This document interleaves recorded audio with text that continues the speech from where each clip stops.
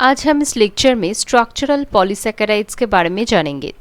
देखो, these are polysaccharides that take part in forming the structural framework of the cell walls in plants and skeleton in animals.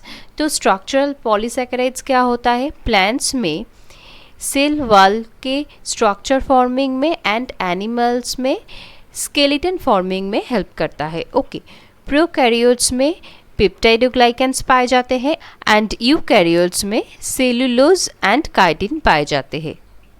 अब हम जानेंगे cellulose के बारे में। Cellulose क्या होता है? फाइब्रस होता है, टफ एंड वाटर इंसॉल्युबल होता है।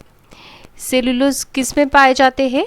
इन the protective cell walls of plants, particularly stalks, stems, trunks and all the woody portions of the plant tissues. Woody portions जो होता है प्लांट टिश्यू में, तो उनमें बेसिकली सेलुलोज पाए जाते हैं। Cellulose is the most abundant organic compounds in the biosphere. Wood and cotton contain large quantities of cellulose. Wood and cotton में सबसे ज़्यादा सेलुलोज पाए जाते हैं। In wood it is between 25% to 50%, 25% to 50% cellulose पाए जाते हैं वुड में, and whereas cotton contains up to 90% cellulose. तो सबसे ज़्यादा सेलुलोज कॉटन में ही पाए जाते हैं। Okay, cellulose molecules are long straight chain polysaccharides consisting of about 6000 to 10000 beta D-glucose units। देखो, इनमें क्या होता है? ऐसे cellulose molecules long straight chain होता है और ये ग्लूकोज सब यूनिट से बने हुए होते हैं। तो ऐसे glucose molecules beta 1,4 glycosidic bond के द्वारा, beta 1,4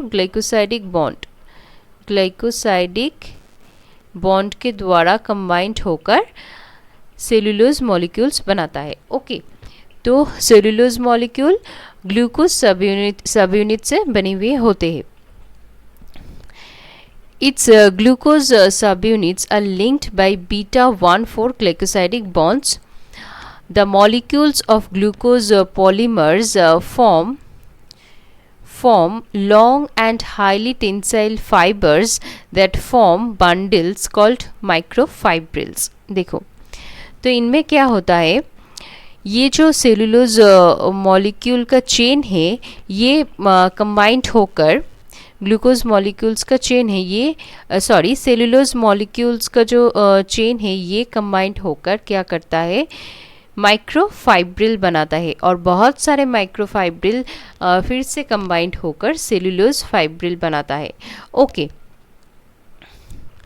the cellulose molecules in a microfibril are held together by hydrogen bonds. देखो, ये जो सेलुलोज फाइब्रिल है, ओके, सेलुलोज मॉलिक्यूल है, ये आपस में कंबाइंड होता है हाइड्रोजन बॉन्ड के द्वारा। ओके, हाइड्रोजन बॉन्ड के द्वारा कंबाइंड होता है। Okay, cellulose gives no colour with iodine solution. Iodine solution में ये कोई भी कलर नहीं देता है। Microorganisms cause fermentation of cellulose containing material. Cellulose containing material में जब माइक्रोऑर्गेनिज्म के द्वारा फर्मेंटेशन होता है, तब क्या प्रोड्यूस होता है? Ethyl alcohol, butyl alcohol, acetone and methane. Okay, cellulose के बारे में एक बहुत ही इम्पॉर्टेंट बात आप लोगों को पता रहना चाहिए। वो क्या है? Ruminants like cow can digest cellulose because of the presence of microorganisms in the stomach.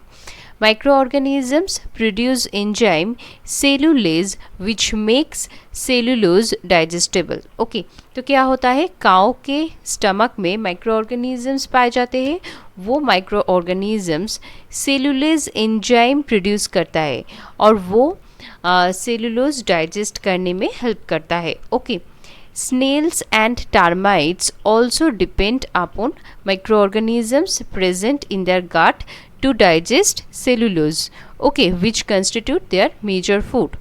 So snails and termites में भी ऐसे माइक्रो ऑर्गेनिजम्स पाए जाते हैं जो कि एंजाइम्स प्रोड्यूस करता है और वो एंजाइम सेलुलोज डाइजेस्ट करने में हेल्प करता है। और ह्यूमन बींग्स में क्या होता है, lack the enzyme required to digest cellulose. Okay, तो ह्यूमन बींग्स में ऐसे एंजाइम नहीं पाए जाते हैं तो वो सेलुलोज डाइजेस्ट नहीं कर पाते हैं। In them cellulose forms bulk और रफेज ऑफ द फूड। तो ह्यूमन बींग्स में क्या होता है, बल्क और रफेज फॉर्म होता है and is necessary for proper functioning of digestive system. उसके बाद हम काइटिन के बारे में जानेंगे। Chitin is a structural heteropolysaccharide. So chitin structural heteropolysaccharide होता है और किस में पाए जाते हैं, found in the exoskeleton of insects में पाए जाते हैं, crabs and lobsters and cell wall of fungi. Okay, its monomers are derivatives of glucose called N-acetyl glucosamine. So chitin के मोनोमर्स जो होते हैं वो ग्लूकोज के डेरिवेटिव्स होते हैं और उसको N-acetyl glucosamine कहते हैं। Okay, chitin molecules also occur in bundles में पाए जाते हैं and held together by hydrogen bonds. So chitin molecules के बीच में हाइड्रोजन बॉन्ड्स पाए जाते हैं। Chitin is the second most abundant organic compound होता है।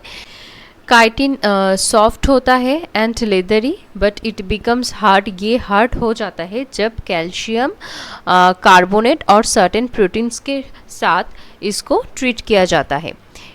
वाटर इंसॉल्युबल होता है and helps organisms in retaining there form, shape and strengthening the structure. Okay, अब हम जानेंगे म्यूकोपॉलीसैकेराइड के बारे में। देखो, म्यूकोपॉलीसैकेराइड क्या होता है, the slimy substances produced by plants are called mucilages. So plants के द्वारा जो स्लाइमी सब्सटेंसेस प्रोड्यूस होता है उसको म्यूसिलेज कहते हैं और ये कोलॉइडल मटेरियल होता है और इसका मॉलिक्यूलर वेट भी बहुत ज़्यादा होता है और ये जेल फॉर्म करता है और ये हैव एडिसिव प्रॉपर्टीज़। ओके, देखो एक एग्जाम्पल अगर हम देखें, घर में जो भिंडी पाए जाते हैं जिसको ओकरा भी कहते हैं, उसको अगर हम काटे तो एक स्लाइमी सब्सटेंसेस हमें दिखने को मिलता है तो उसको कहते हैं म्यूसिलेज। और जब हम इसबगोल को सीड्स ऑफ इसबगोल को जब शोक करते हैं तब भी एक स्लाइमी सब्सटेंसेस पाए जाते हैं, उसको भी म्यूसिलेज कहते हैं और ये म्यूकोपॉलीसैकेराइड होता है। Okay, Mucilages are heteropolysaccharides formed from galactose and mannose. Okay. देखो म्यूकोपॉलीसैकेराइड्स क्या क्या होता है, पेप्टाइडोग्लाइकेंस होता है, हाइलुरोनिक एसिड होता है, heparin, chondroitin sulphate, keratin sulphate. Peptidoglycan कहाँ पर पाए जाते हैं, occur in the cell walls of bacteria and blue green algae. Hyaluronic acid कहाँ पर पाए जाते हैं, present as a lubricant in synovial fluid of bone joints. So bone joints में पाए जाते हैं, forms cerebrospinal fluid of brain and spinal cord. So brain में, स्पाइनल कॉर्ड में पाए जाते हैं and vitreous humour of the eye में पाए जाते हैं and also occur as a coat around the ovum. So ovum में भी पाए जाते हैं। हेपरिन, इसका काम क्या होता है, functions as a anticoagulant. Okay, और ये लीवर एंड मास्ट सेल्स के द्वारा प्रोड्यूस होता है।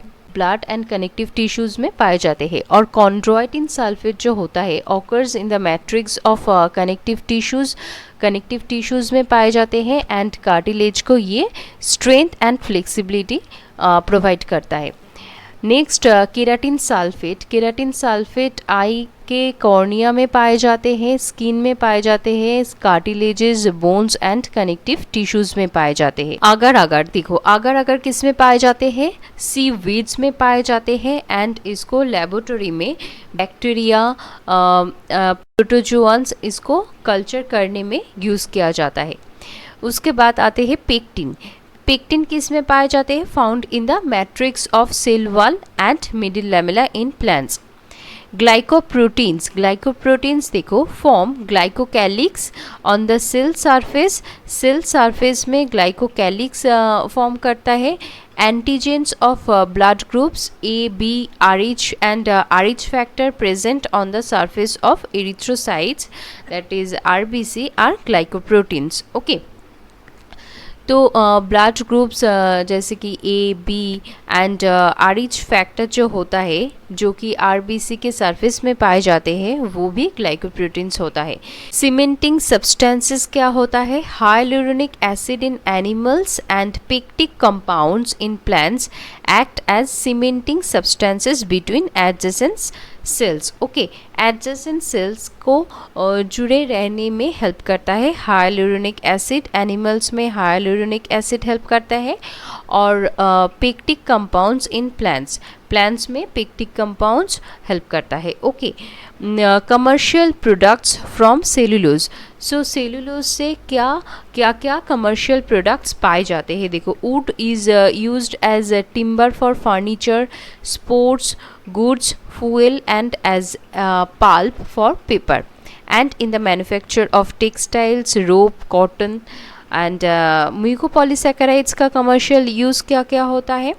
Pectin, agar, algin, carrageenan are widely used for various purposes. Okay, तो आज के लिए यही तक. तो मिलते हैं नेक्स्ट वीडियो में. Thank you.